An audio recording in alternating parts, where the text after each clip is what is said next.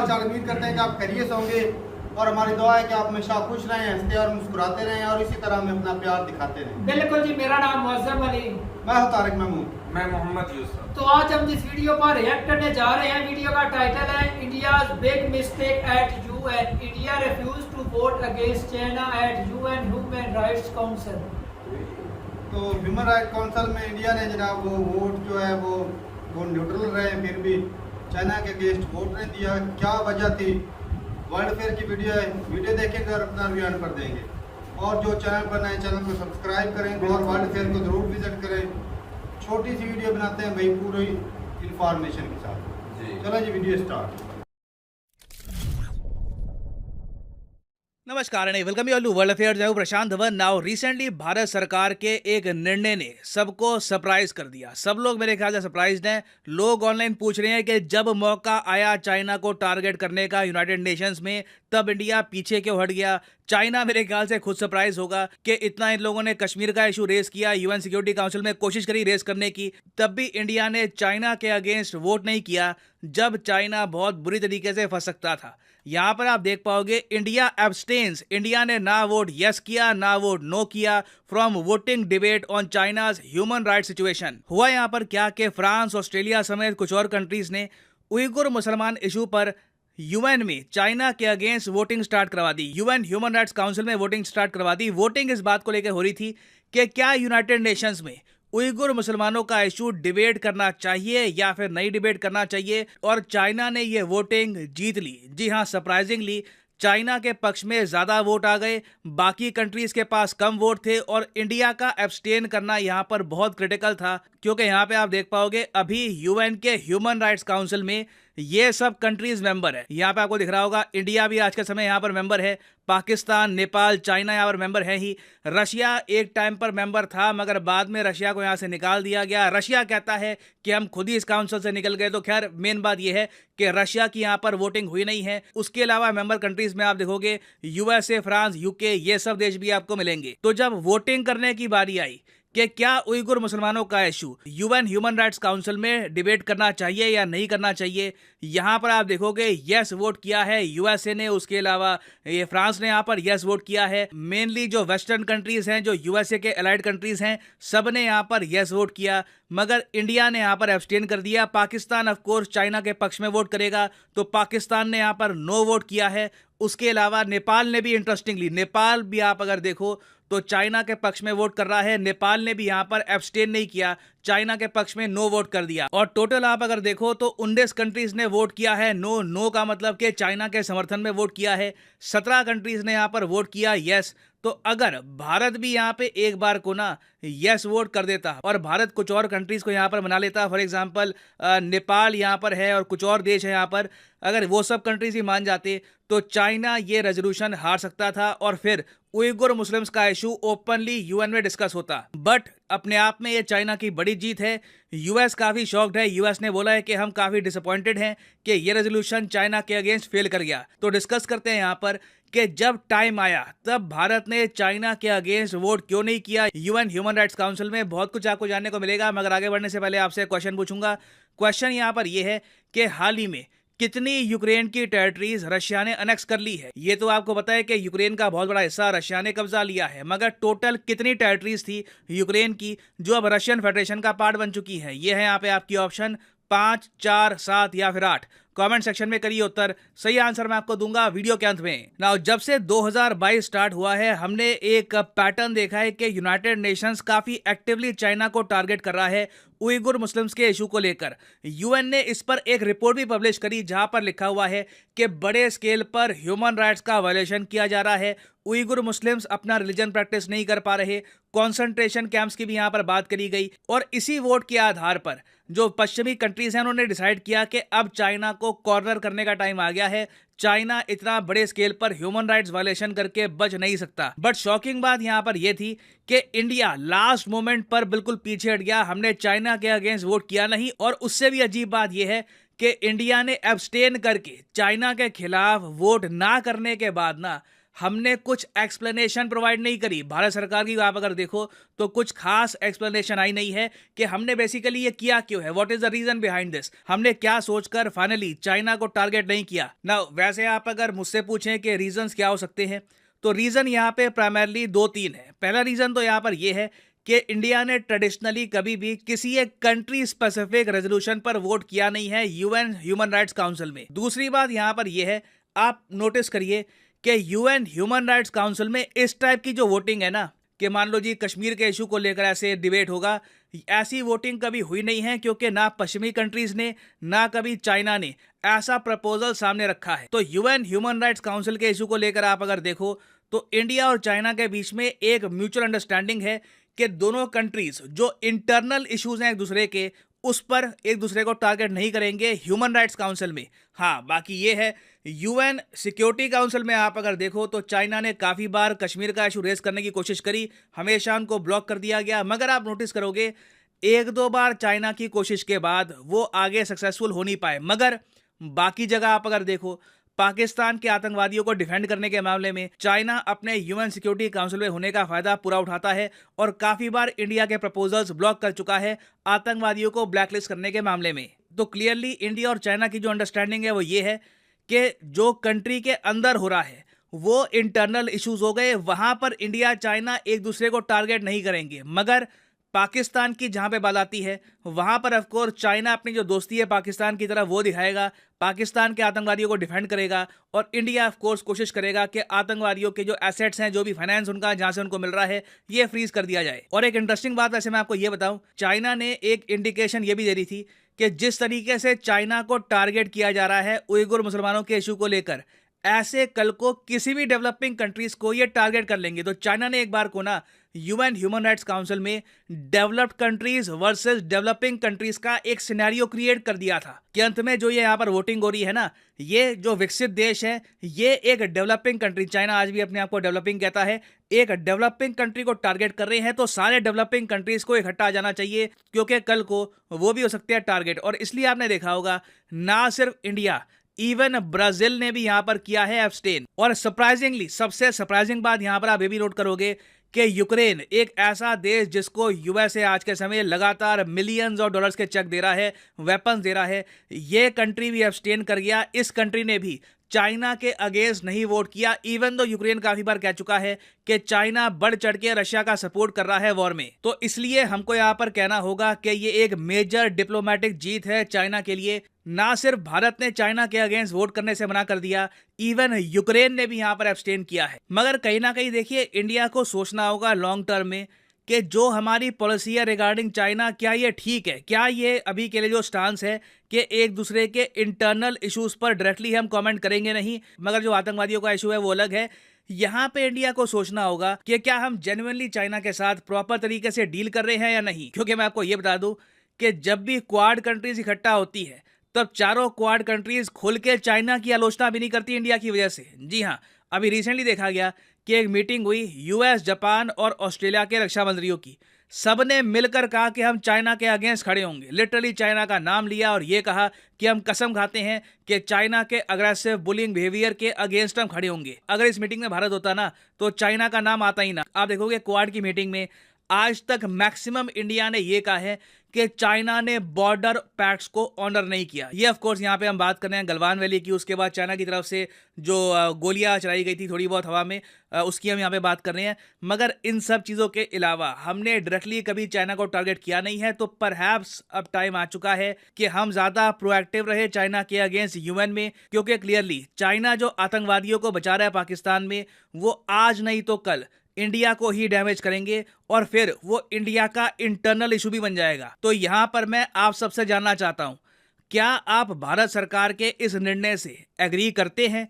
क्या आप मानते हैं कि चाइना के खिलाफ ना वोट करना सही निर्णय था, या फिर आप मानते हैं कि नहीं, यही सही टाइम था, एक बार को चाइना को मैसेज सेंड करते, बाकी जो क्वाड कंट्रीज उनके साथ खड़े होते और इंडिया ने एक अपॉर्चुनिटी यहां पर मिस कर दी? लिखिएगा इसके बारे में कमेंट सेक्शन में, मैं जेन्युइनली जानना चाहूंगा आप सबका ओपिनियन। और हाँ, फाइनली वापस आते हैं क्वेश्चन की तरफ कि रिसेंटली कितनी यूक्रेन की टेरिटरीज रशिया ने कब्जा ली थी। तो सही उत्तर यहाँ पे है ऑप्शन बी, 4 टेरिटरीज थी। यहाँ पे आप देख पाओगे Russian Federation council ratifies annexation of 4 Ukrainian regions. ये रीजन कौन कौन से हैं? एक तो लुहांस्क, डोनेस्क, जापोरिजिया और उसके अलावा खेरोसन। क्राइमिया रशिया ने पहले ही कब्जा लिया था, तो याद रखिएगा ये बहुत न्यूज़ में है। Make sure to remember this. Finally यहाँ पर मैं ये भी ऐड कर दूं कि लाइफ में अगर आप एक बार प्रॉपरली यूपीएससी एग्जाम की तैयारी करना चाहते हैं जेन्युइन तरीके से, तो आप अनअकैडमी का स्पेशल कॉम्बो पैकेज परचेज कर सकते हैं। कमेंट सेक्शन में जाइए, यहाँ पे आपको मिलेगा लिंक इस कॉम्बो पैकेज का। नाउ इस कॉम्बो पैकेज की खास बात यह है कि आपको यहाँ पर प्रीलिम्स, मेंस और ऑप्शनल तीनों की तैयारी करने का मौका मिलता है इन अ सिंगल परचेज। ये सारे जो आप कोर्सेज हैं अलग अलग परचेज करोगे तो 10 to 15,000 रुपीज आपको एक्स्ट्रा पे करने होंगे। तो कॉम्बो में वैसे ही आपकी सेविंग होती है। तो अगर मान लीजिए अभी आपका प्लान है कि आप 2-3 साल में आराम से यूपीएससी के एग्जाम का एक प्रॉपर अटेम्प्ट देंगे, तो जो 36 महीने का कोर्स है ये आप कर सकते हैं परचेज। मगर जो प्राइसेस यहाँ पर लिखे हैं कभी भी पे मत कर देना। सिंपली यहाँ पर कोड यूज करो PD10 और प्राइसेस गिरना स्टार्ट हो जाएंगे। The prices will start falling. सिर्फ 3,000 रुपए में यूपीएससी ऑप्शनल, प्रीलिम्स, मेंस तीनों की तैयारी आप कर सकते हैं with Unacademy. So use the code PD10 and save money. So इसी नोट के साथ ये है वीडियो का अंत। Thank you for listening and as always God bless you all.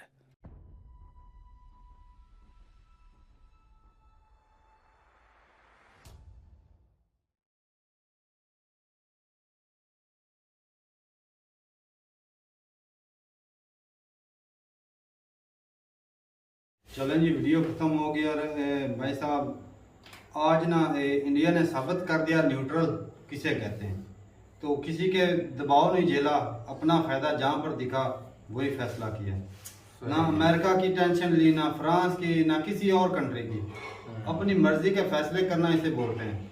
और बाकी जहाँ पर पाकिस्तान की बात है, पाकिस्तान तो पक्का यार है, वो तो नो बोलेगी। लेकिन भाई साहब एक जगह यहाँ पर आके ना वो दुख भी होता है कि ये जो इदारे, इतनी बड़ी बड़ी जमातें, ह्यूमन राइट्स, ये वो सारे कुछ बनाया हुआ है, ये सिर्फ लोगों की आंखों में ना धूल झोंकने के लिए बनाया हुआ है। सही बात। हालांकि सारे कंट्रियों को पता है, पाकिस्तान को भी पता है। पाकिस्तान को दूध का धुला नहीं मैं बोलूंगा भाई। अपने मुस्लिम कंट्री जो उन्होंने भी ना बोल, देख लो कितनी जो हैरानगी वाली बात है, दुख भरी कहानी है भाई साहब। कमाल ही कर दिया। अपने अपने मुफाद के लिए सारे कंट्री जो है ना वो ना जिस तरह आंखें बंद कर गए। तो ह्यूमन राइट्स, चलो इंडिया का तो मफाद था, तारे जिस तरह सर बोले थे डिवेलपिंग कंट्री कोई भी टारगेट हो सकता है किसी भी वक्त। तो उन्होंने तो चलो वो तो अच्छा किया, उनका मफाद था उनके लिए, उन्होंने तो चलो काट दिया। यार अमेरिका तो वो भी खिलाफ नहीं गए भाई, साइड पर हो गए। ये जो पाकिस्तान और 2 चीन और मुसलमान कंट्री है उन्होंने क्या कर दिया। इंडिया ने तो अपना फैसला किया ना। हाँ, तो दूसरे वाले जो है, लेकिन पाकिस्तान ने बिल्कुल गलत किया। बहुत गलत किया। लेकिन खाते भी तो गलत तो पर भले ही वो कर्जा हमारे ऊपर लेकर खा ले रहे हैं। कश्मीर का इशू फिर बन जाना था।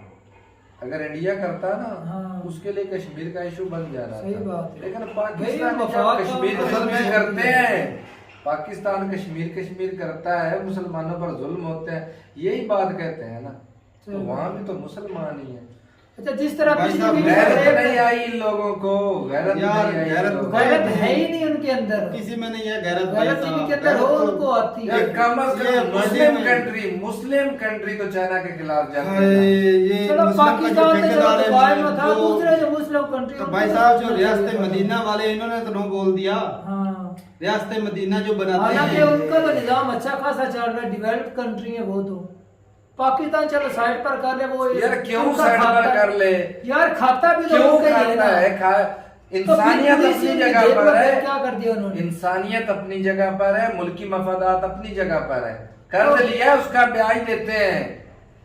फ्री में नहीं चाइना ने दे रखा आपको, गिरवी रखा हुआ था पूरा वो तो मुल्क साफ आपका है। हड़पना चाहते हैं। वो पाकिस्तान साइड में, बाकी तो फिर प्रॉब्लम किस बात कंट्री की और है भी तो इनको? है ना, वो भी तो देखो ना। यार वो जाते बाढ़ में, इनका तो हक बनता ना। या तो फिर कश्मीर से हाथ उठा ले, ये जो कहेंगे भाई हम बिल्कुल किसी मामले में बोलेंगे ही नहीं। जो मुसलमानों के ठेकेदार बने फिरते ना, ये बात ना जो कहते हैं हम मुसलमान हैं, हमारा ईमान है, ये बात छोड़ दें। हाँ। ये लोगों को चुरा देना खुद को छोड़ दें। मुसलमान अब कहने इनके मुंह छोड़ से दें। ना अच्छा नहीं लगेगा रियासत कश्मीर मदीना, या जो चंद एक- फलस्तीन के अंदर चंद एक इनको टुकड़ों ना पे लिख कहना देते छोड़ हैं। यार दें। लोग यार घटिया सोच, वो अपने मफाद अपने डॉलर के लिए, ये तो मतलब ये ना कि ईमान डॉलर ही है। मेजर साहब जो बात बोलते हैं इनका मान डॉलर है, तो डॉलर ईमान है, बाकी ईमान नहीं है। बाकी भाई साहब यूरोपियन कंट्री बिल्कुल उनका ये भी बनता है, यूसुफ मेरी बात सुन, कि वो ये भी चाहते हैं चाइना को काउंटर करने के लिए, टारगेट करने के लिए, इसकी जो ग्रोथ है उसको रोकने के लिए वो चाहते हैं कि इनके ऊपर सारी दुनिया। लेकिन अल्लाह ये ना बोल दे। देखो मुसलमानों के ऊपर से जुल्म उठ जाए, सिर्फ चाइना की ग्रोथ को तो प्रॉब्लम नहीं आने वाली है। वो आजाद हो जाएंगे, इससे चाइना को उसकी अरे ग्रोथ को हमसे क्या तो फर्क बेहतर पड़ेगा? यूक्रेन वाले थे, उनको पता भी था चाइना सपोर्ट कर रहा है रूस की, लेकिन उन्होंने अब्सटेन कर दिया था क्योंकि उनका भी कुछ ना कुछ मफाद थे ही ना। पाकिस्तान का क्या मफाद था ये हमें असल में ना बताना। अल्लाह के नबी ने फरमाया जो मजलूम की आंख को पहुंचे, हाँ, वो सबसे बड़ा जिहाद वो है।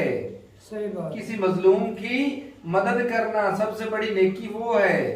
कम से कम मुसलमानों को तो चाइना के खिलाफ यार जाना आप चाहिए हाल था। नहीं कर सकते, बुरा भला तो कह सकते हैं, और बुरा भला नहीं आप बाढ़ आई है, रख सकते हैं। चाइना ने वो क्या गलत मदद की कर है रहे हैं। पाकिस्तान की?